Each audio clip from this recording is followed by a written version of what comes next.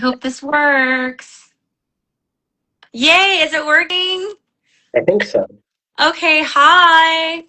Oh, this is the first time I've gone live on Instagram, so I'm like, hi everyone. Oh, let's see. Let me hold the camera. I guess I can just hold it up. Yeah. Let's see. Hi Moise, how are you doing? Hey, Mai, doing well. How about you? I'm good. Hi everyone. Hello. Happy Wednesday to all of you. I hope all of y'all are staying safe. I'm never on IG, but this is meant to be. Oh, hi, Yajong. Is that Go? Yeah, hi, Go. Yeah. I think so. Hi, everyone. Moise, thanks so much for having me on.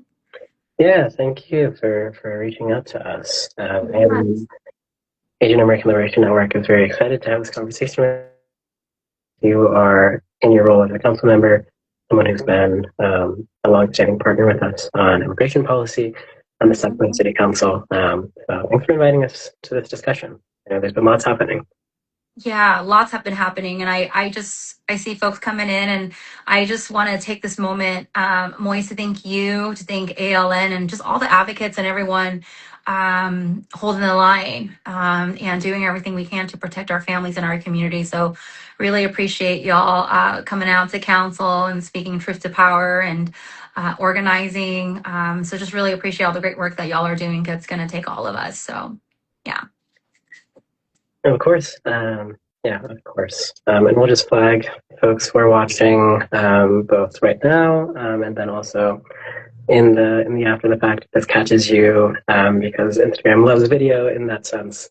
Asian American Liberation Network has also been putting out a series of recap posts summarizing a lot of the policy work and some of the things that we're going to be discussing tonight as well. So check those out as well on AALN_Sacramento on our Instagram page, those recaps. It looks like our audience is growing. We might be at a good starting point, at which point I'll just give it to you, Mike, to start us whenever. Yeah. Well, again, just thank you so much for joining us live. For those that are tuning in, this conversation is really kind of a one-on-one conversation, but we're going live because just really want to talk about what happened last week. As you all know, last week on Tuesday, the item came back. It was actually on the agenda on consent about a month ago. And it came back last Tuesday. And this was the vote for mayor and council to authorize about $800,000 as a pass-through agency to the sheriff's office, to the fusion center, to utilize those dollars to do their work at the fusion center. And a big part of that is actually carrying out provisions of the law, provisions of law enforcement services by the federal government, which once it's at the fusion center, we really don't have any oversight or control, which is one of the reasons why Councilwoman Maple and I actually voted no. The item in itself was dollars given to the city as a pass-through agency. And the reason for that is also because we'll talk about this in a little bit more, is also because we are at City of Sacramento, we are also part of these larger federal task forces that requires us to do this. And I know that my team, ALN, several organizations, we've done a lot of research about this, and there are several cities in California that have withdrawn their involvement in these federal task forces. That includes Oakland, San Francisco, LA, San Diego, and I want to ensure that the city is also doing this as well. And so I know I've shared on the dais that I'm working with Councilwoman Maple to submit a proposal really to evaluate these task forces and if it's necessary for us to continue to be part of it. So yeah, I know that it was a very intense meeting. I really appreciate everyone coming out to speak against the item. There was two, me and Maple voted no, and then 5 of their colleagues voted yes, and then we had two other council members that were not present for the vote. So, yeah, definitely. And for folks tuning in, I guess we'll loosely introduce myself and jump in as well. My name is Moise. I work as the Organizing and Advocacy Manager for Asian American Liberation Network. We've, of course, been engaged in many of these conversations at the Sacramento City Council, not limited to, but for the sake of this conversation, that June 23rd, 2 p.m. City Council meeting, we submitted a policy letter, made public comment online, and as you mentioned, it was that follow-up, because on June 23rd, the City Council did vote not to move it forward. They voted to delay it, to bring it back, because there were lots of concerns. There were lots of questions from community members, lots of concerns with the Sacramento Police Department's testimony in response to your questions as council members on the dais, including confirmation from Sacramento Police Department officers that yes, as a matter of fact, this agreement does include sharing information, sharing surveillance data generated by the city of Sacramento and its contractors with the Department of Homeland Security, and that as a matter of fact, yes, that does include ICE, or Immigration and Customs Enforcement, and that's really alarming. That is very much in violation of everything that we've been doing on sanctuary policy. It's in violation of state law as well.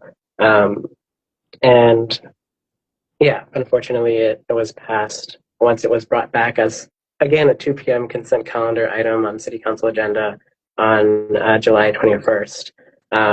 And yeah, we are glad that you and Councilmember Maple voted no on that item.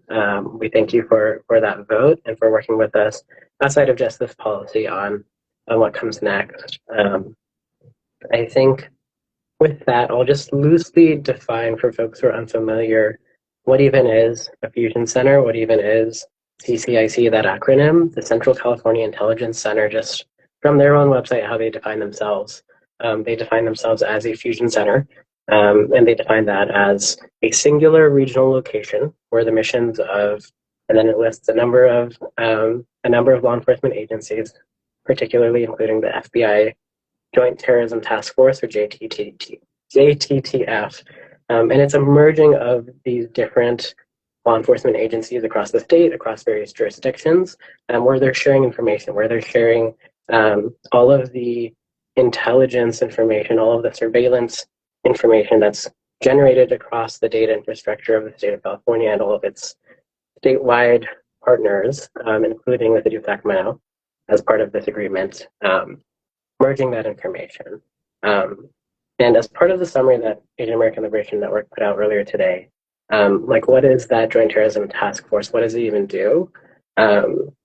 Really specifically in NSPM 7, which is kind of a policy piece that the Trump administration put out through the White House website, what does that actually do? It defines the FBI Joint Terrorism Task Force as a tool to go after extremism.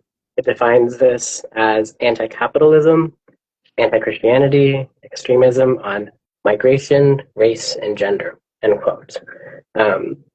That's a really broad way to go after anyone who doesn't fit a very specific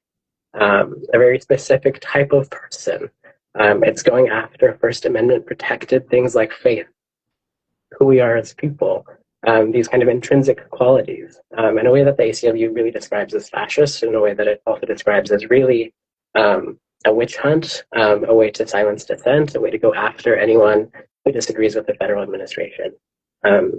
And because of this agreement and the city of Sacramento's participation in the Joint Terrorism Task Force and the passing through of these federal dollars into this CCIC, Central California Intelligence Center, these fusion centers really do serve as ways for those live feeds, those automated license plate reader data cameras that do have AI facial integration and tracking of where you're going and when you're going across streets across the city generated by city funds, and handing that right over to the function of the Joint Terrorism Task Force, which is, per the White House's own website, going after these intrinsic qualities of what make us who we are, if you are not very specifically the type of person that the White House agrees with. I do also want to just name the distinction between Fusion Center and data centers, which is another very parallel conversation. I think a lot of people can easily get confused about the conversation of data centers, which are like warehouse footprints of like server farms for AI infrastructure. This is very much a matter of just the consolidation of all of these different law enforcement agencies and intelligence sharing between them. And of course, that includes the surveillance data generated. Yeah, and Moise, I mean, in addition to that, I think when I think about Fusion Center, it is literally the collaborative hub for multiple agencies to combine their resources, their information, their data um, to maximize what they're doing in terms of the federal government and to carry out the provision of federal law enforcement services, right? And so I think one of the concern that Maple had, if you watch the council meeting, her concern and my concern as well is once it gets to the Fusion Center, we have no oversight. It is no longer oversight from us. And so, yes, we as a council must hold the line. And we get to say yes or no if these dollars are going to be passed through the city of Sacramento. And knowing this, and the other piece I would add is that you don't have to take Moyes and my word for it. Like right now, there's actually a state audit happening that was requested by several senators requesting an audit because these fusion centers have been known to undermine state law that actually prohibits cooperation with federal law enforcement agencies, right? Because we're a sanctuary state as well.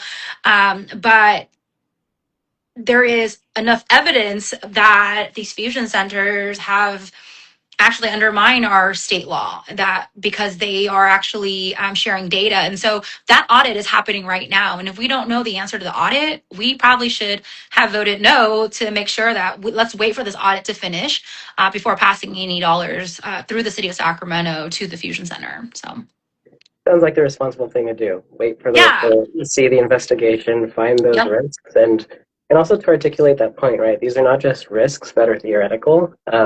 Active data breaches have been reported, even against,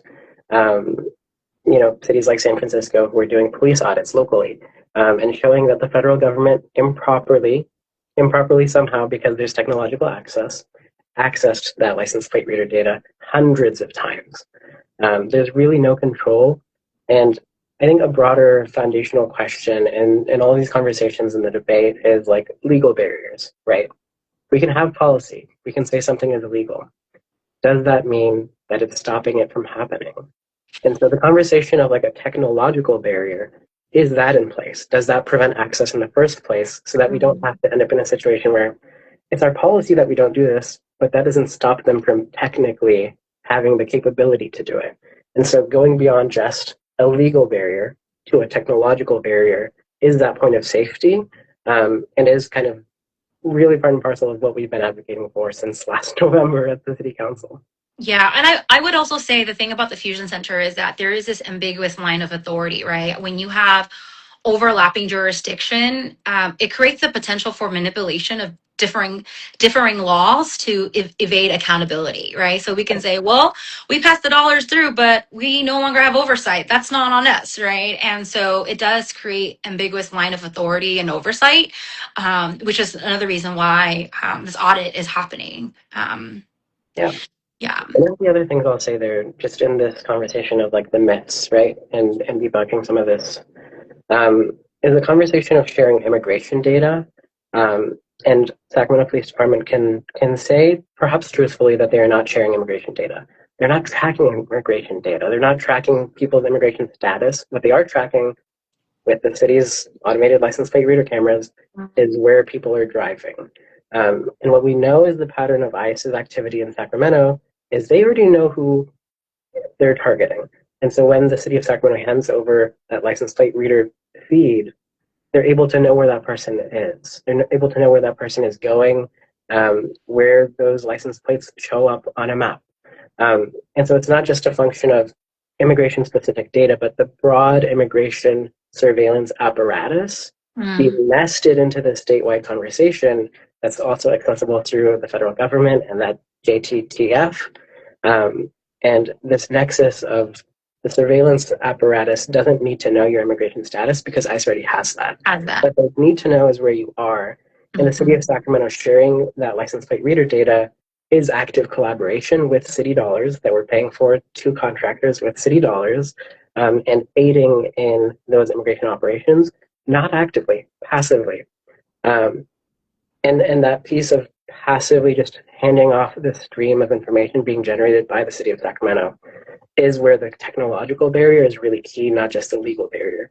Because we can say it's illegal for ICE to access city data, and that the city is not sharing immigration-specific data, but the city is sharing all of that tracking information in this broader conversation, and that is still useful to ICE, that is still useful to the JTTF and all of these unconstitutional ways of going after people, whether they're immigrants, whether they're people practicing their faith tradition, whether they're people accessing healthcare or gender affirming care, which Sacramento, California are sanctuary places for that, but the federal government and other states are pursuing people who engage in that.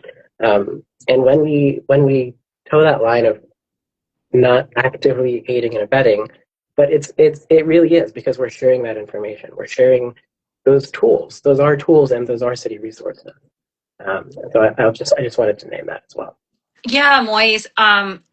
I think the immigration piece is pretty obvious. I appreciate you uplifting that it's not just sharing immigration status, because there are other data that could be used, like license plate, in order to track folks. So I really appreciate uplifting that. And in addition to immigration, I think one of the items that I shared on the dais last week was in the staff report. It talked about the ways in which this $800,000 grant would be used, right? One is intelligence, information sharing.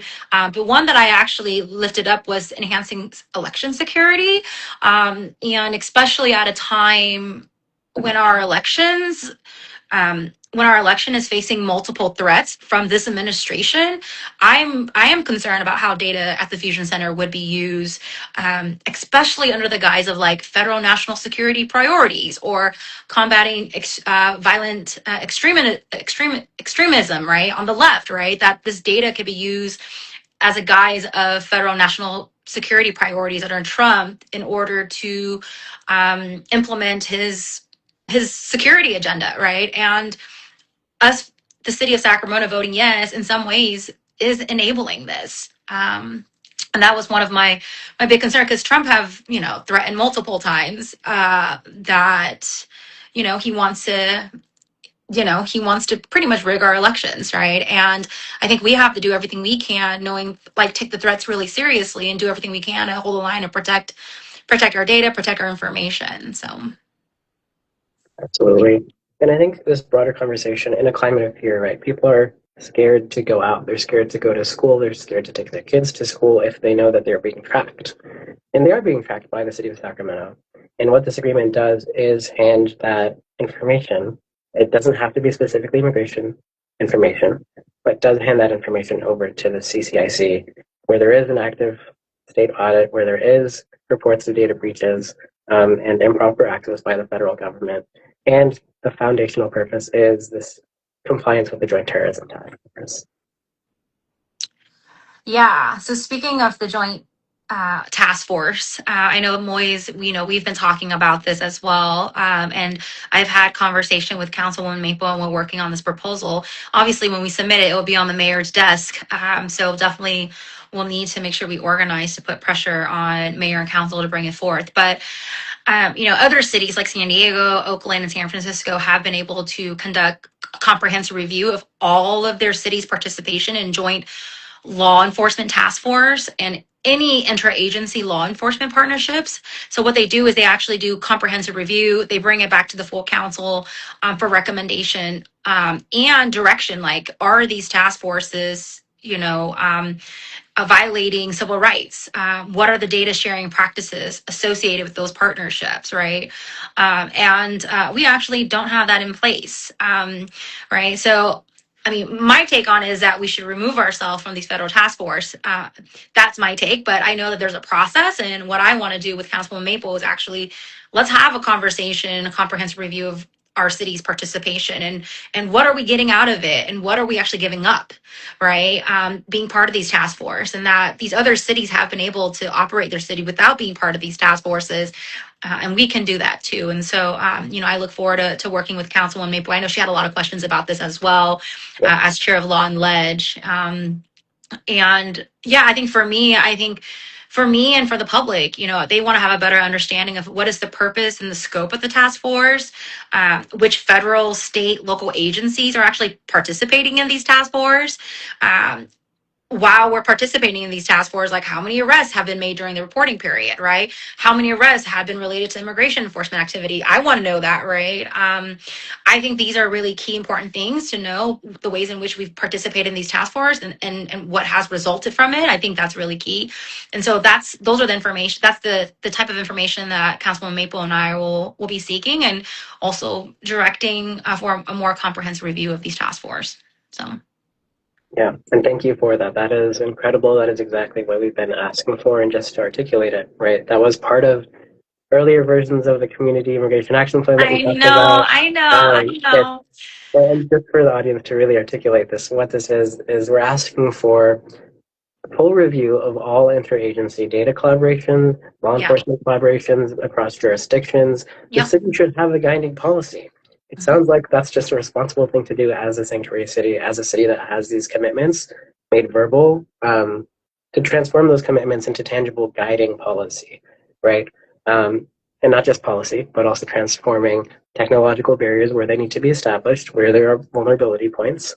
And it's not just this joint terrorism task force. It's not just this agreement that was passed last week, right? We know there are other task forces. We know there are other agencies. We've had conversations about not just the federal government, but even back to 2024 in March. You and I had a conversation on the dais about the trans sanctuary as it was being passed, that the city of Sacramento Police Department confirmed it was sharing license plate reader with out-of-state agencies, out-of-state entities, including states where, right, things like reproductive health care access are capital punishment crimes.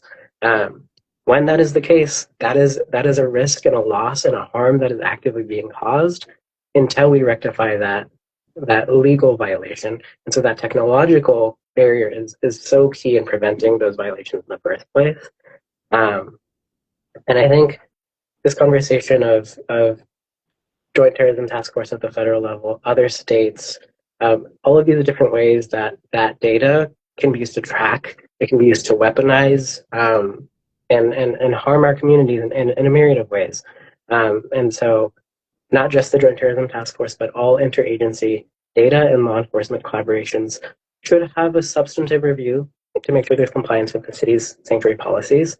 And that also does, of course, include the Joint Terrorism Task Force. We would love to see that. We've been advocating for that. And as we mentioned, that was in conversation about past and now past policies, but was removed. And so we're happy to see you and Councilmember Maple working to reintroduce it alongside the many organizations and community members who've been since November showing up to City Council for these issues.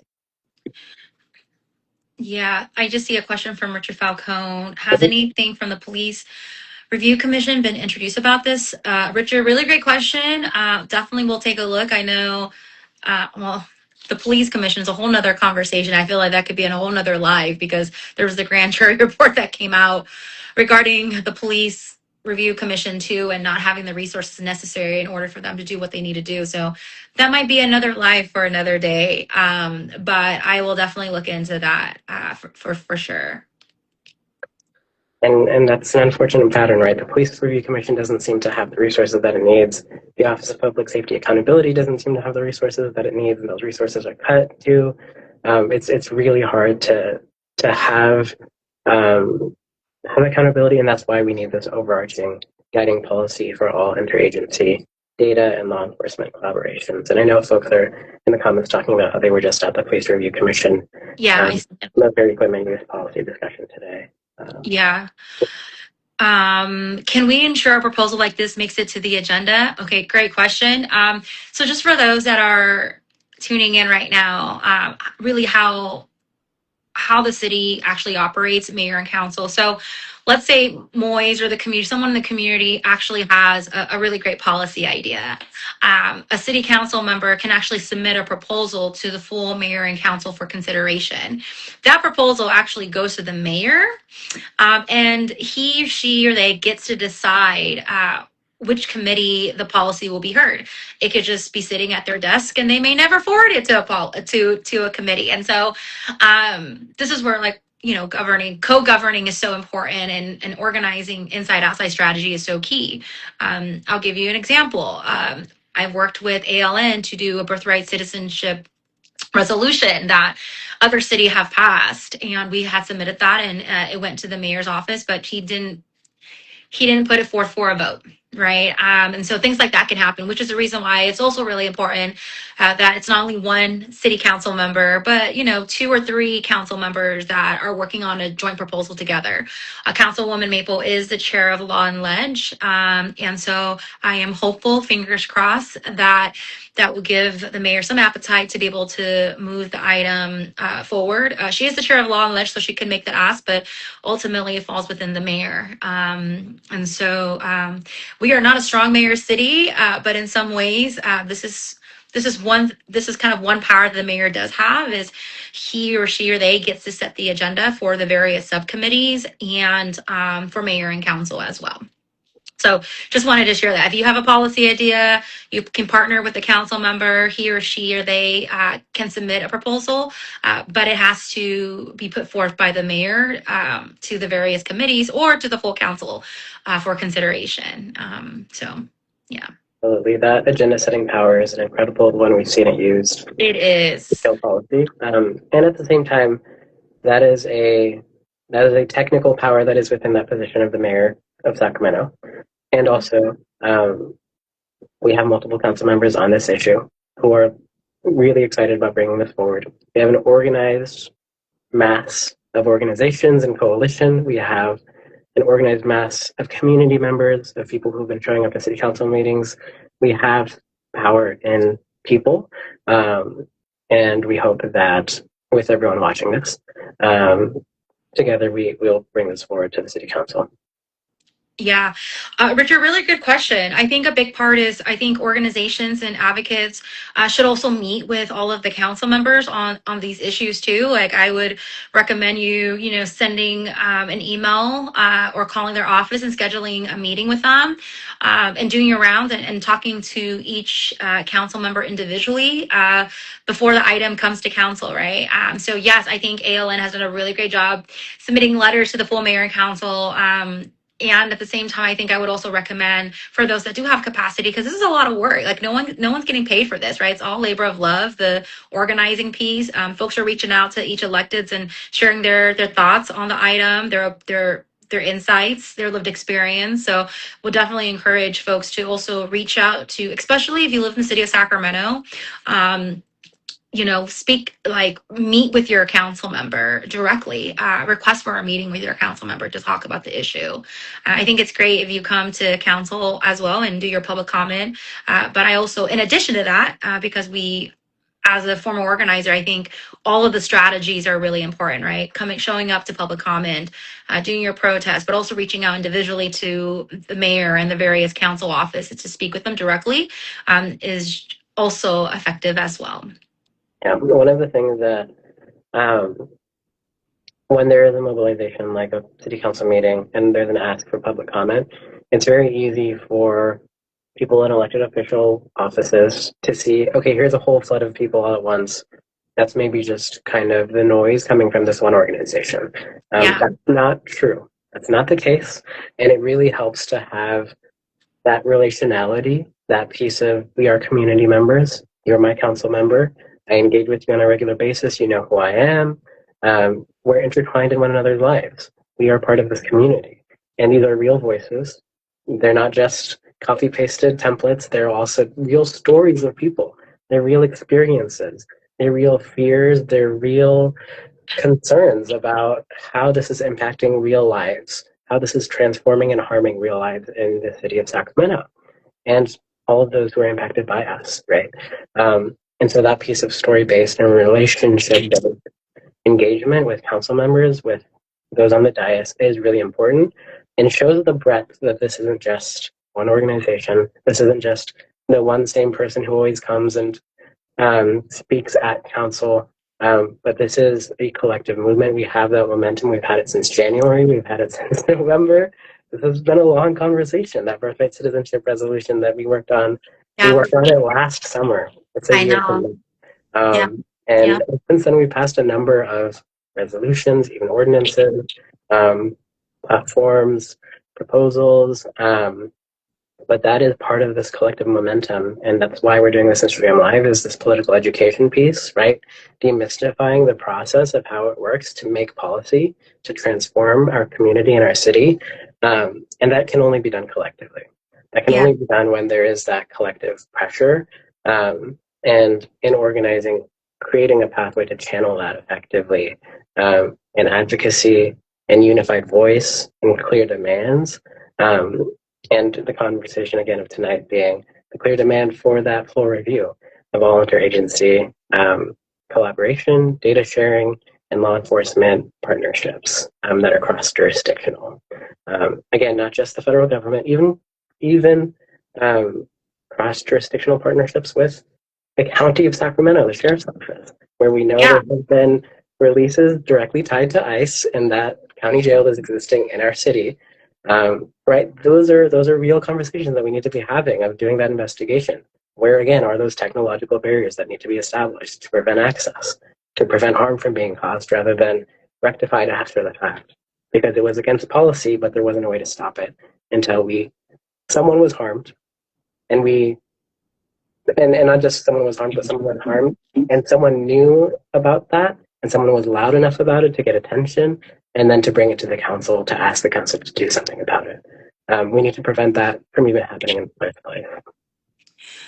Yeah, and Moise, I really appreciate you saying, yeah, it doesn't stop at city council because we have other local jurisdiction that has oversight of like the sheriff's, like our criminal justice system, right? That's the county, right? And so also making sure that yes, come to city council, but also go to the county as well. I mean, their budget is seven times larger than ours, and it's also really important to make sure that we are vocal at all levels of government. That's so key in terms of building that movement. And I know that y'all have been out at the county supervisor chambers too. So kudos to all of the advocates and grassroots organizations that have gone to the county to speak up as well, because it's just as important as showing up to city council chambers as well. So,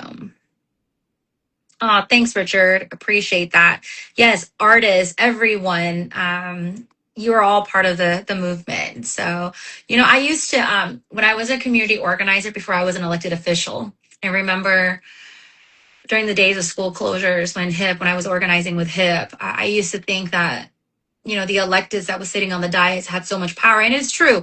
They do ultimately hold a vote on policy items. And I always thought that the power as an organizer was like with the electeds on the dais. And now that I'm on the other end, I think what I want to share with all of you is that you all, the people, have so much power in terms of sharing your lived stories and actually moving elected officials to vote a certain way. I've seen it happen as an elected sitting on the dais on the other end, how powerful it is to organize, to write letters, to come and speak at council, to speak directly with electeds. It is incredibly powerful, the work that you all do. So I don't want folks to think like, your work, the organizing work that you do doesn't result in any change. It absolutely does. I mean, while I know that everyone was not happy with the cap, I will admit that the community action plan, there was a lot of work that was put into that cap, and now we have to hold the city manager accountable to implement what was in the cap. Now there was stuff that was left out. I'm going to be honest about that. Moy's going to call me in and say, well, Councilmember Vang, we took out the task force piece, and I wanted that piece to be in there, right? And I think in full transparency, two of my colleagues would have not supported the cap if we kept that in. So I said, okay, well, you can take that out, but I'm going to submit a separate proposal, right? And so for me, I just want to be able to explain kind of my process as your councilwoman too, having to also navigate politically how this works, right? Often being on the 7-2 or 8-1 is we also want to be able to create that change, but also hold myself accountable, hold my colleagues accountable to that work as well. But I would not be able to do this without community. I really believe in co-governing. I really believe that as elected official, our job is to listen to the people and change the institution and make sure it works for all of us. I also understand that as a councilwoman, as electeds, we occupy positions of power, and right now we represent institutions when we sit up there, and people are angry, and rightfully so. And we signed up to be in the space to listen to their concerns, their fears, their hopes and dreams, what's happening. And our job is to co-govern and work with them to disrupt the system, but to fix it, to make sure it works for all of us. And that's what I signed up for. That's what elected officials signed up to do. But I know that I can't do this work without all of you, and I'm just so grateful for all the great work that y'all are doing. And Moise, ALN, y'all are doing. I love the toolkits that you all have. Really, very to the point, very thorough, and just grateful to have organizations like y'all on the ground holding us accountable and continuing to push us to make sure that we truly have a city that works for everyone. Absolutely, and that piece of co-governance, I really appreciate. AALN, as a part of the Racial Equity Alliance, of course, has been working on defining co-governance. I'm trying to center the Office of Diversity and Equity, and I really feel like this process with the Community Immigration Action Plan was a practice, in co-governance. Obviously, there was disappointment about how that specific policy piece materialized, but there was transformative co-creation. We had a coalition of organizations at the table, dozens of organizations, community members, feedback, back and forth, dialogue, discussion, debating, things taken in, things put out, or taken out. And this conversation that we're having right now is a continuation of that co-governance piece. And so we appreciate, again, both you and Councilmember Maple on working with us in co-governance, on working with us, and identifying what is it that the community needs. Where are those places and points of vulnerability where there's real risk and active harm being caused to community members, and how do we address that? How do we not just say it's bad and illegal and we can't do it, but how do we actually transform the conditions that allow it to happen? And so while that joint chair and task force piece, while that data sharing ordinance and that conversation in the Community Immigration Action Plan back in June, we're not substantively part of that policy piece, we do hope that this forthcoming policy piece that we're working with y'all in coalition and with the broad momentum of community that has been hitting that city council dais since November, we do hope that all of this process of co-governance does result in, ultimately at the end of the day, that transformation of conditions, right? Is Sacramento a safer place? Are we actually a sanctuary as we claim to be? And what does that mean? Does it mean that people can be safe here and protected from other jurisdictions that are going after them, targeting them, weaponizing data surveillance infrastructure to track them down, arrest them, or worse? Sacramento has to be that if we want to claim to be a sanctuary city.